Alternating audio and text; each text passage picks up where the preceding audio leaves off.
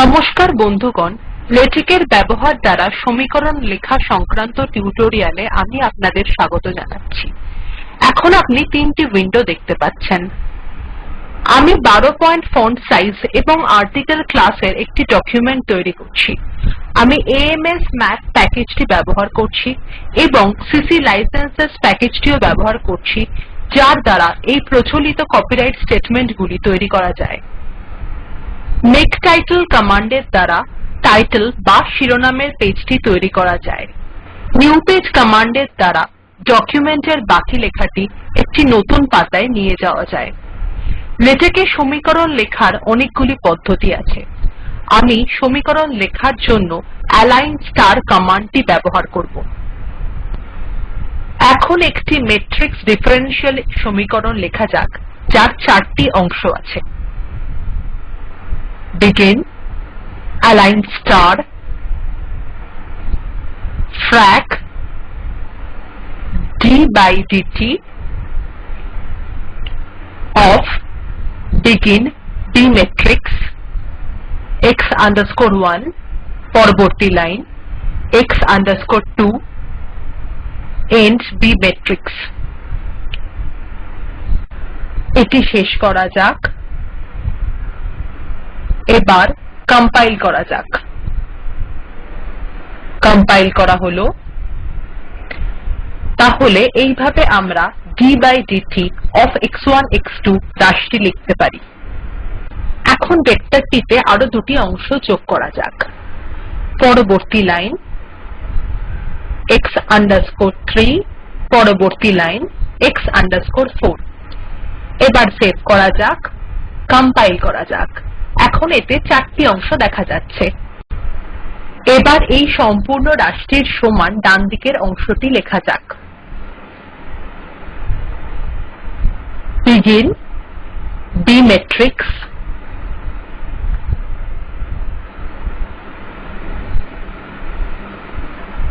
শূন্য শূন্য 1 0 পরবর্তী লাইন 0 0 0 1। এবার ম্যাট্রিক্সটি শেষ করা যাক, সেভ করা যাক, কম্পাইল করা যাক। দেখুন এটি দেখা যাচ্ছে। তাহলে ম্যাট্রিক্সের প্রথম দুটি সারি লেখা হয়ে গেছে। কোনো ভুল সহজে নির্ধারণ করার জন্য লেটেক্স ফাইলটি অল্প পরিবর্তন করার পরই কম্পাইল করে দেখে নিন সেটি সঠিকভাবে কম্পাইল হচ্ছে কিনা। লক্ষ্য করুন এই ক্ষেত্রে অ্যালাইন স্টার এনভায়রনমেন্ট ডলার চিহ্নের ভূমিকা পালন করে, যেমন এখানে আমরা ডলার চিহ্ন একেবারেই ব্যবহার করিনি। প্রকৃতপক্ষে অ্যালাইন স্টার এনভায়রনমেন্টের মধ্যে ডলার চিহ্ন দেওয়া উচিত নয়। আসুন ডান দিকের ম্যাট্রিক্সে তৃতীয় সারি যোগ করার মাধ্যমে ব্যাপারটি বুঝে নেওয়া যাক। 0 ডলার মাইনাস গামা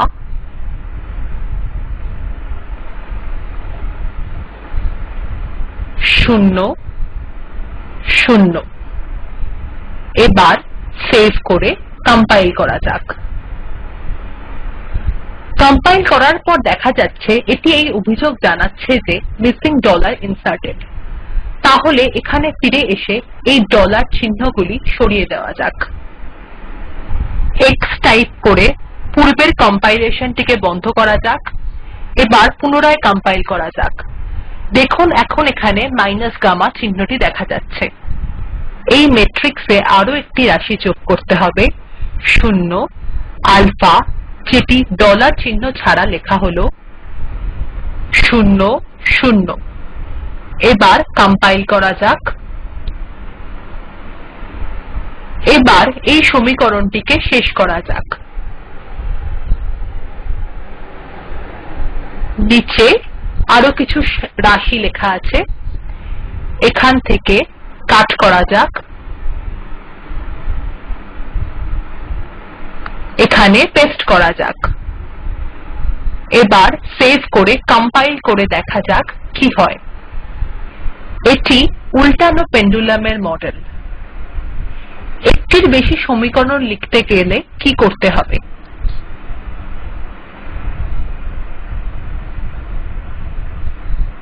এখানে ফিরে আসা যাক। এখানে আরো একটি অ্যালাইন স্টেটমেন্ট যোগ করতে হবে।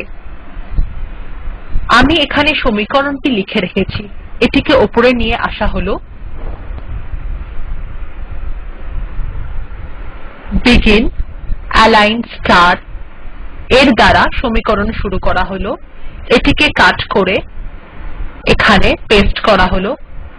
এবার align star environment শেষ করা হলো। সেভ করে কম্পাইল করা হলো।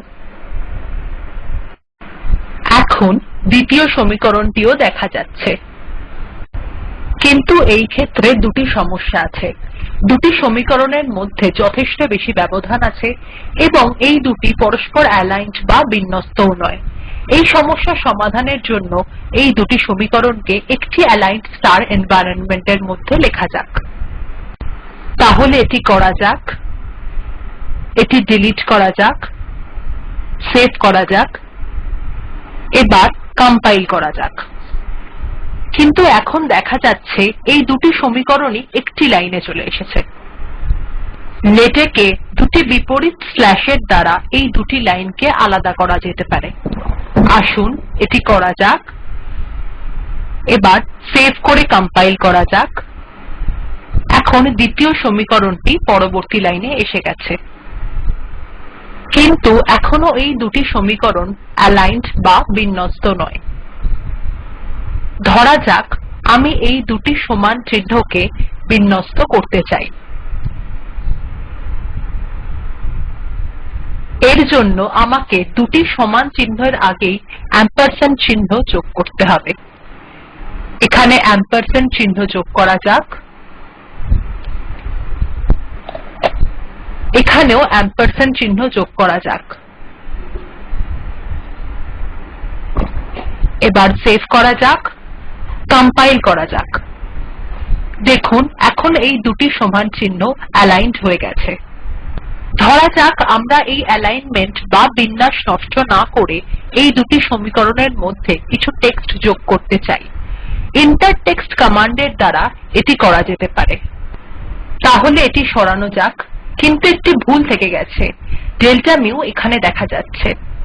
তাহলে এটিকে সঠিক করা যাক। এবার সেভ করে কম্পাইল করা যাক। দেখুন এখন ডেল্টা মিউ এবং ইউ অফ টি দুটি সঠিক স্থানে দেখা যাচ্ছে। এবার এই দুটির মধ্যে কিছু টেক্সট যোগ করা যাক। এই দুটি বিপরীত স্ল্যাশকে আগে সরানো যাক। এবার নিচে আসা যাক। আমরা এই লেখাটি যোগ করতে চাই। এখান থেকে কাট করে উপরে পেস্ট করা যাক। আমরা যেই লেখাটি যোগ করতে চাইব সেটি ইন্টার টেক্সট কমান্ডের মধ্যে বন্ধনীর মধ্যে লিখতে হবে। মনে রাখবেন ওপেনিং ব্রেস বা শুরুর বন্ধনীটি সবসময় বন্ধ করতে হবে। যারা লেটেক নতুন শিখতে শুরু করেছেন তারা বন্ধনীটিকে বন্ধ না করার ভুলটি প্রায়শই করে থাকেন। আসুন এবার কম্পাইল করা যাক। এখন এই লেখাটিকে দেখা যাচ্ছে। দুটি সমীকরণও বিন্যস্ত বা অ্যালাইনড ভাবেই আছে। ইন্টার টেক্সট কমান্ডের মধ্যে ডলার চিহ্নের ব্যবহারটি লক্ষ্য করুন। ইন্টার টেক্সটের মধ্যের লেখাগুলি রানিং টেক্সটের মতই। এটি অ্যালাইন এনভায়রনমেন্টের অংশ নয়, তাই এই ক্ষেত্রে ডলার চিহ্নের ব্যবহার করতে হয়। এই সমীকরণগুলির কোনো নম্বর নেই। প্রকৃতপক্ষে এই অ্যালাইন স্টার কমান্ডের স্টারই লেটেককে নির্দেশ দেয় এই সমীকরণগুলির কোনো নম্বর না দিতে। স্টারটিকে সরিয়ে দিয়ে দেখা যাক শুধু অ্যালাইনের প্রভাবে সমীকরণগুলিকে কেমন দেখতে লাগে। এই স্টারটিকে সরানো যাক। এবার কম্পাইল করা যাক। কম্পাইল করার পর দেখা যাচ্ছে লেটেক স্বয়ংক্রিয়ভাবেই এই সমীকরণ দুটির নম্বর দিয়েছে। আমরা এই সমীকরণগুলিকে রেফারও করতে পারি। এখানে আসা যাক। এখানে এটি লেখা আছে। ধরা যাক আমরা দ্বিতীয় সমীকরণকে ডিসক্রিটাইজ করতে চাই। সেই লেখাটি এখানে আছে। এখান থেকে এটি কাট করে উপরে পেস্ট করা হলো। পেস্ট করা যাক। এবার কম্পাইল করা হলো। তাহলে এখন দেখা যাচ্ছে we will now discretize the PID controller given in equation 2। কিন্তু কোনো নতুন সমীকরণ সংযুক্ত করা হলে বা কোনো সমীকরণ ডিলিট করা হলে সমীকরণগুলির নম্বর পরিবর্তন হতে পারে। এটি দেখে নেবার জন্য এখানে আরেকটি সমীকরণ যোগ করা যাক। এখানে আসা যাক।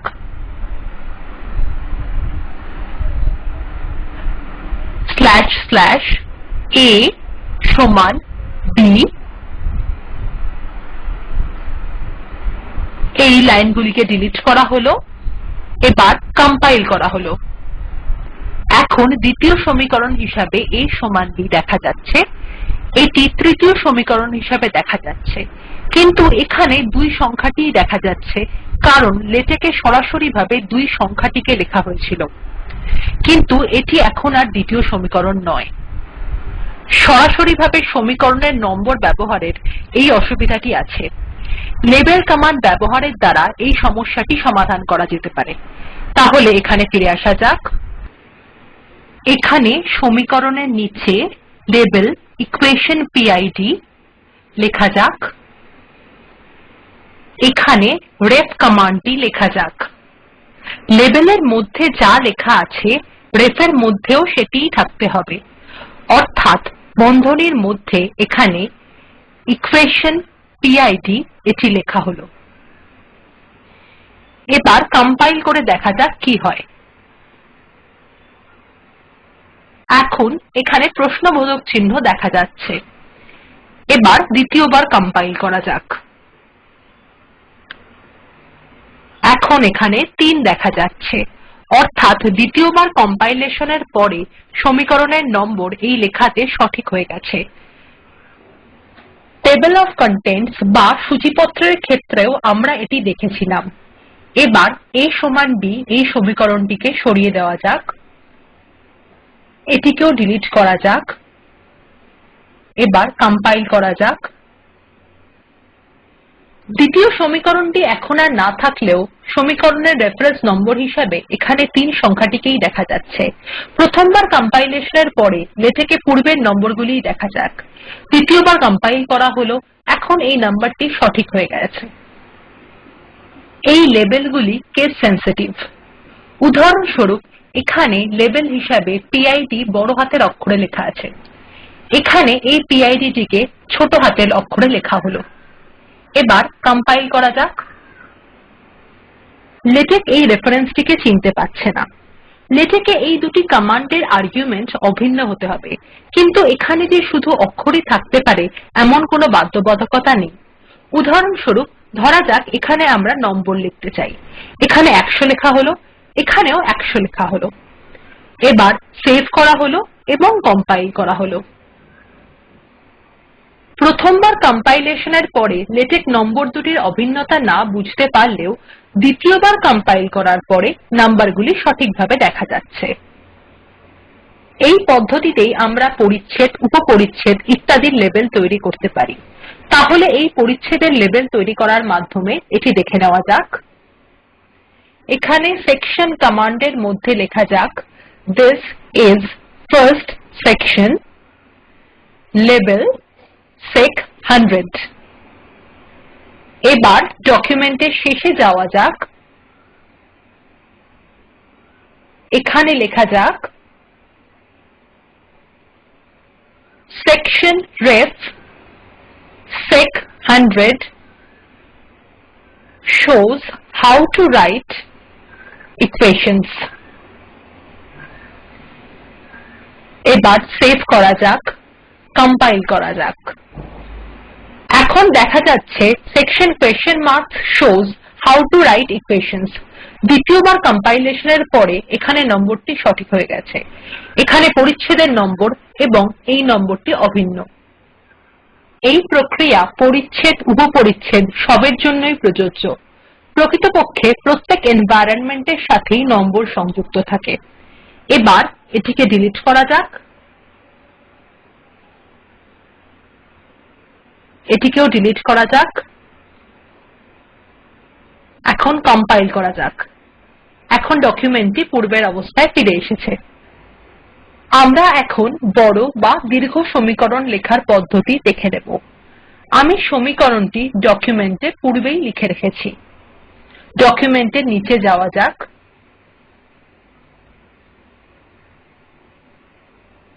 এখানে এটি লেখা আছে। সমীকরণটি এখান থেকে কাট করা যাক।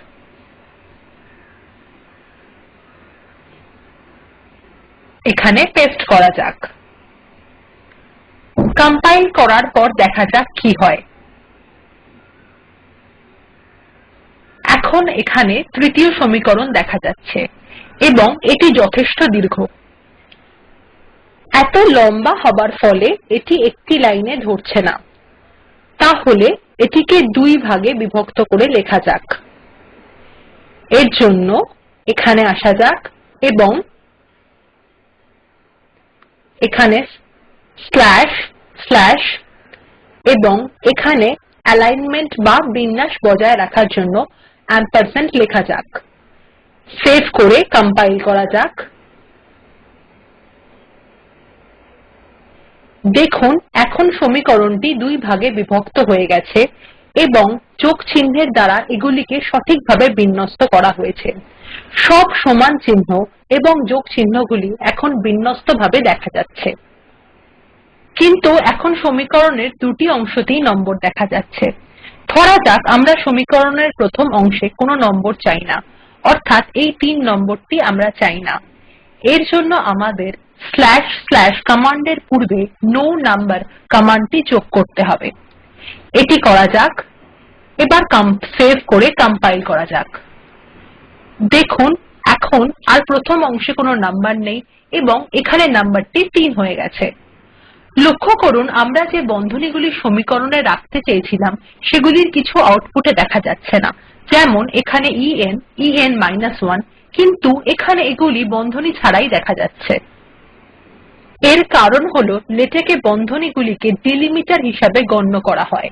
তাহলে আমাদের লেটেক কে জানাতে হবে যাতে লেটেক বন্ধনীগুলিকে ডিলিমিটার হিসাবে গণ্য না করে।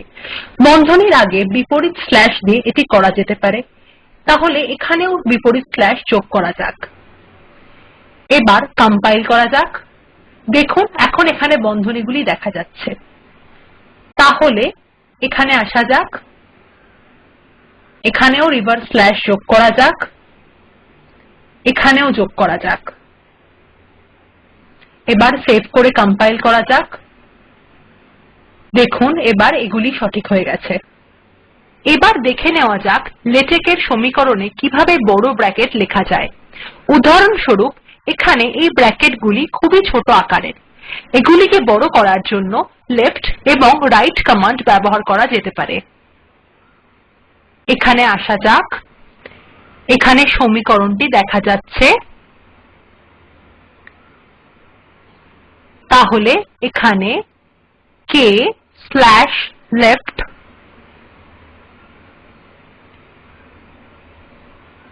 এবং এখানে স্ল্যাশ রাইট কমান্ডটি যোগ করা যাক।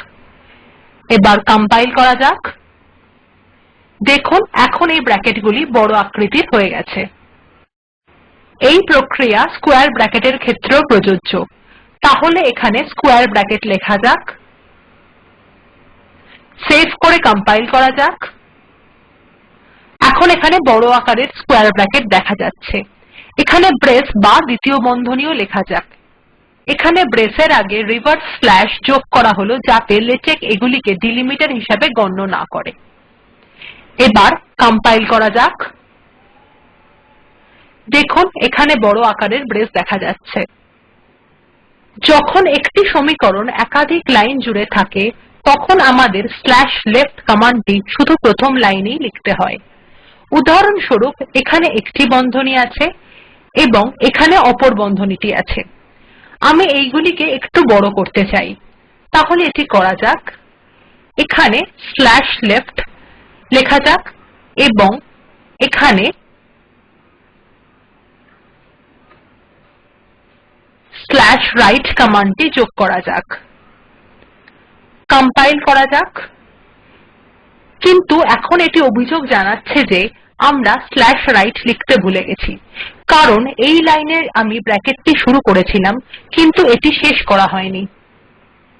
এই সমস্যা দূর করার জন্য এখানে /right dot কমান্ডটি ব্যবহার করা হলো, যার দ্বারা লেটেক্সকে ডানদিকের রাশিগুলির বিষয়, এবং এখানে /left dot কমান্ডটি ব্যবহার করা হলো, যার দ্বারা লেটেক্সকে বাম দিকের রাশিগুলির বিষয় উপেক্ষা করার নির্দেশ দেওয়া হলো। এখানে পুনরায় কম্পাইল করা হলো। এখন সঠিক আউটপুট দেখা যাচ্ছে। ধরা যাক আমরা এটিকে একটু ভিতরে দেখতে চাই। তার জন্য এখানে /h space 1 সেন্টিমিটার কমান্ডটি যোগ করা যাক। কম্পাইল করার পর দেখা যাচ্ছে এটি একটু ভেতরে সরে গেছে। এটি এখন বিন্যস্ত হয়ে গেছে, কিন্তু ধরা যাক আমরা যোগ চিহ্নটিকে ভিতরে লিখতে চাই। তাহলে এখানে যোগ চিহ্ন লেখা হলো। কম্পাইল করা যাক। এখন যোগ চিহ্নটিকে ভিতরে দেখা যাচ্ছে। এখন এটি দেখতেও সুন্দর লাগছে। যেসব কমান্ড $চিহ্নের ভিতরে কাজ করে সেগুলি অ্যালাইন্ড এনভায়রনমেন্ট এর ভিতরেও কাজ করে। একমাত্র ব্যতিক্রম হল এম্পারস্যান্ড চিহ্ন, যা একাধিক রাশিকে বিন্যস্ত রাখার জন্য ব্যবহৃত হয়। যেসব কমান্ড অ্যালাইন্ড এনভায়রনমেন্ট এর মধ্যে কাজ করে সেগুলির সবই $চিহ্নের মধ্যে ব্যবহার করা যেতে পারে, কিন্তু তা সত্ত্বেও অ্যালাইন্ড এনভায়রনমেন্ট এবং $চিহ্নের ভিতর রানিং মোডের মধ্যে পাওয়া আউটপুটের কিছু পার্থক্য থেকে যায়। সেগুলি আলোচনা করার জন্য ইন্টিগ্রাল মোডের ব্যবহার করা যেতে পারে। তাহলে এখানে আসা যাক। এগুলি ডিলিট করা যাক। এখানে এই স্টেটমেন্টটি আছে। এটিকে এখান থেকে উপরে নিয়ে আসা যাক।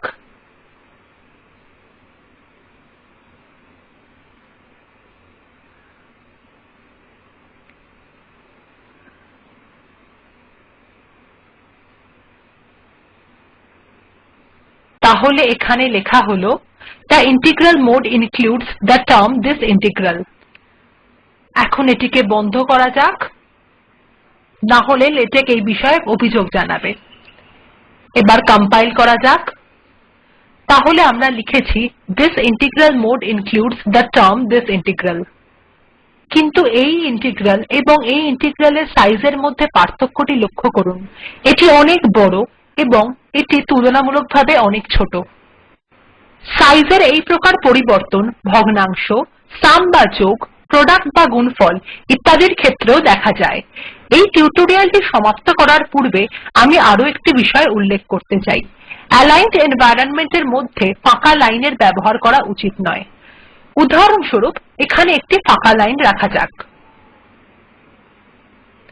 এবার কম্পাইল করা যাক। এটি অভিযোগ জানাচ্ছে যে অনুচ্ছেদটি অ্যালাইনমেন্ট সম্পূর্ণ হবার পূর্বেই সমাপ্ত হয়ে গেছে। ফাঁকা লাইন রাখতে চাইলে তার আগে একটি পার্সেন্টেজ বা শতকরা চিহ্ন ব্যবহার করুন, যাতে লেটেক এটিকে কমেন্ট হিসাবে নেয়। আবার কম্পাইল করা যাক। এখন এটি সঠিকভাবে কম্পাইল হয়ে গেছে এবং আগের সমস্ত লেখাই সঠিকভাবে দেখা যাচ্ছে। এখানেই এই টিউটোরিয়ালের সমাপ্তি হলো। এতে অংশগ্রহণ করার জন্য ধন্যবাদ। আমি অন্তরা এখানেই আপনাদের থেকে বিদায় নিচ্ছি।